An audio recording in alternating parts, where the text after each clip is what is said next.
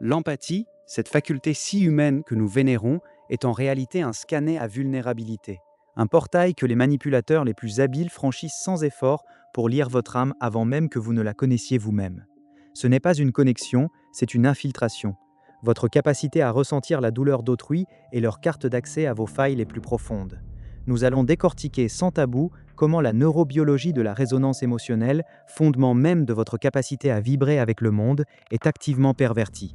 Vous comprendrez comment elle devient l'outil privilégié pour cartographier vos craintes les plus intimes, vos désirs refoulés et vous placer sous une influence insidieuse qui sape votre libre arbitre.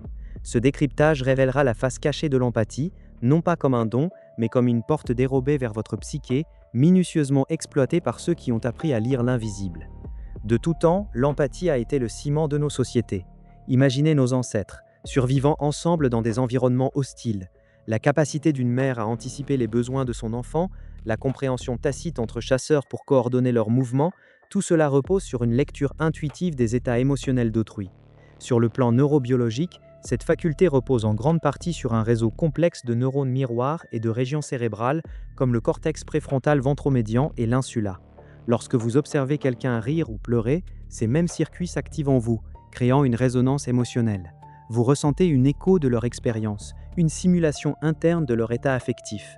C'est ce que les chercheurs Jean de Setti et Philip Jackson ont exploré en 2004, soulignant que ce mécanisme de résonance ne se limite pas aux actions physiques, mais s'étend profondément aux émotions. C'est un système de détection des signaux non-verbaux, des micro-expressions aux inflexions vocales, conçu pour favoriser la cohésion et la survie du groupe. Vous pensiez peut-être que c'était simplement de la gentillesse. C'est un système biologique ultra sophistiqué. Mais cette même architecture neuronale, conçue pour l'attachement et la coopération, est étonnamment malléable. Pour un manipulateur, votre empathie n'est pas un appel à l'aide, c'est une opportunité. Il ne ressentira pas votre peine, il la lira. C'est une distinction cruciale. Il ne s'agit pas d'une contagion émotionnelle, mais d'une observation clinique. Pensez à l'empathie comme à un réseau Wi-Fi ouvert. La plupart des gens l'utilisent pour échanger des informations et se connecter. Le manipulateur, lui, s'y connecte pour pirater le système, sans jamais se soucier des conséquences pour l'utilisateur original. Il capte vos signaux d'alarme, vos moments de doute, vos besoins inassouvis, non pas pour les soulager, mais pour les cartographier. Chaque fois que vous partagez une vulnérabilité, vous lui offrez une donnée précieuse sur la configuration de votre pare-feu émotionnel. Chaque signe de détresse que vous émettez est une instruction sur la manière de vous atteindre, un point faible à cibler. Il apprend comment vous êtes construit, comment vous fonctionnez, et surtout, ce qui vous brise. C'est une compréhension profonde, clinique, de votre psyché, dépouillée de toute chaleur humaine. C'est une forme de connaissance, sans bienveillance, qui se mue en une arme redoutable. La véritable perversion de l'empathie réside dans sa dissociation. Avant de comprendre ce mécanisme, vous avez probablement interprété les actions d'une personne manipulatrice comme de l'attention, de la compréhension, voire de l'amour.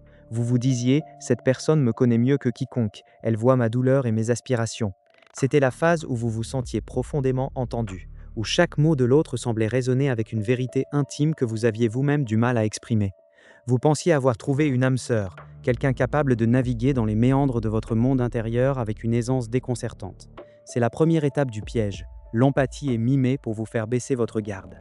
Mais une fois le mécanisme de l'empathie noire révélé, tout change. Vous réalisez que cette compréhension n'était qu'une collecte de données. Chaque confident qu'elle vous a soutiré, chaque moment de vulnérabilité que vous lui avez offerte, n'était pas un acte de partage mutuel, mais un exercice d'ingénierie inversée de votre personnalité. Ce qui semblait être de la sollicitude n'était en fait qu'une analyse minutieuse de vos faiblesses émotionnelles, de vos désirs inassouvis, de vos blessures passées. C'est ce que la recherche sur l'empathie cognitive versus l'empathie affective met en lumière.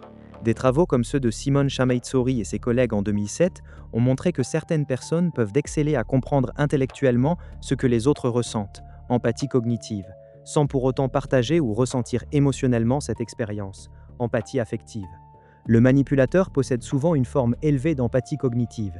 Il sait ce que vous ressentez, mais il ne le ressent pas avec vous. Il est comme un chirurgien qui comprend parfaitement la douleur de son patient pour l'opérer, mais qui n'est pas lui-même en train de souffrir. Cette capacité déconnectée lui permet de sonder vos profondeurs avec une froide précision, sans être entravé par le malaise ou la culpabilité. Il ne se soucie pas de vous blesser, seulement de savoir comment vous blesser.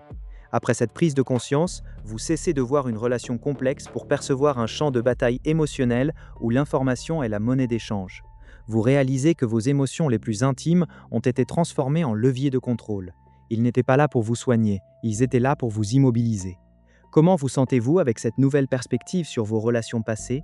N'est-ce pas déroutant de réaliser que la personne qui semblait le mieux vous comprendre était en réalité celle qui vous voyait comme un livre ouvert pour mieux en réécrire les pages?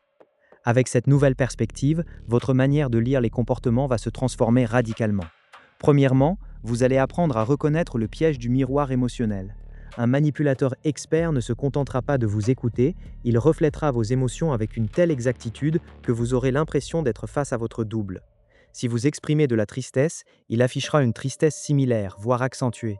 Si vous partagez une joie, il l'exaltera. Ce n'est pas de la connexion, c'est de l'écho, une performance calculée pour établir une fausse intimité.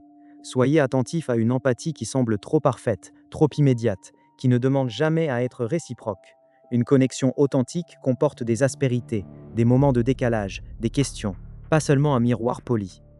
Deuxièmement, vous identifierez les questions sondeuses de vulnérabilité.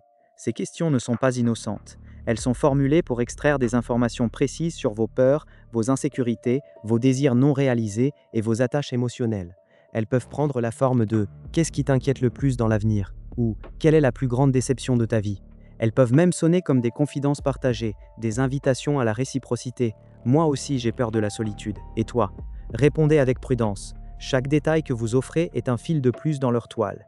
Ils ne vous demandent pas cela par pure curiosité bienveillante, mais pour bâtir une carte de votre psyché.